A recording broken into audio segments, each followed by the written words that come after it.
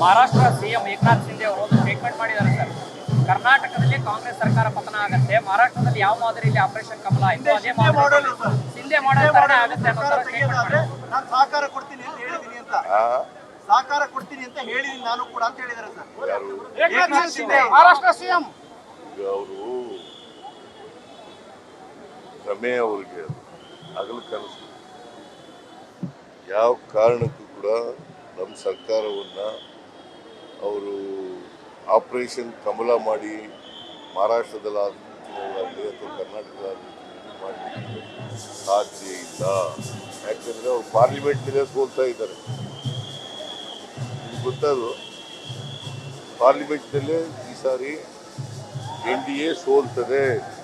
ಅಂತ ಪ್ರಯತ್ನ ನಡೀಬಹುದಾ? After MP election ಅಂತ ಪ್ರಯತ್ನ ನಡೀಬಹುದಾ? ಪ್ರಯತ್ನ ಅವ್ರು ಮಾಡಬಹುದಾ? ಈ ಪ್ರಯತ್ನ ಮಾಡಿ ವಿಫಲರಾಗಿದ್ದಾರೆ. ಇನ್ನೊಂದ್ಸರಿ ಯಾಕೆ ಪ್ರಯತ್ನ ಮಾಡಕ್ ಹೋಗ್ತಾರೆ? ಇಲ್ಲಿವರೆಗೆ ಪ್ರಯತ್ನ ಮಾಡಿ ವಿಫಲರಾಗಿದ್ದಾರೆ. ಕಳೆದ ಒಂದು ವರ್ಷದಿಂದ ಪ್ರಯತ್ನ ಮಾಡ್ತಲೇ ಇದ್ದಾರೆ, ವಿಫಲರಾಗ್ತಲೇ ಇದ್ದಾರೆ. ಪ್ರಯತ್ನ ಮಾಡ್ತಲೇ ಇದ್ದಾರೆ, ವಿಫಲರಾಗ್ತಲೇ ಇದ್ದಾರೆ. ಈ ನಮ್ಮ ಶಾಸಕರು ನನಗೆ ಇರ್ತಕ್ಕಂಥ ಇನ್ಫಾರ್ಮೇಶನ್ ಪ್ರಕಾರ ಯಾರು ಕೂಡ ಮಾರಾಟ ಆಗಲಿಕ್ಕೆ ತಯಾರಾಗಿಲ್ಲ. ಮತ್ತೆ ಮಹಾರಾಷ್ಟ್ರದಲ್ಲಿ ಆದ ರೀತಿಯಲ್ಲಿ ಆಗಲಿಕ್ಕೂ ಕೂಡ ಸಾಧ್ಯತೆ ಇಲ್ಲ. ಯಾಕೆ ಧ್ರುವೀಕರಣ ಆಗುತ್ತೆ?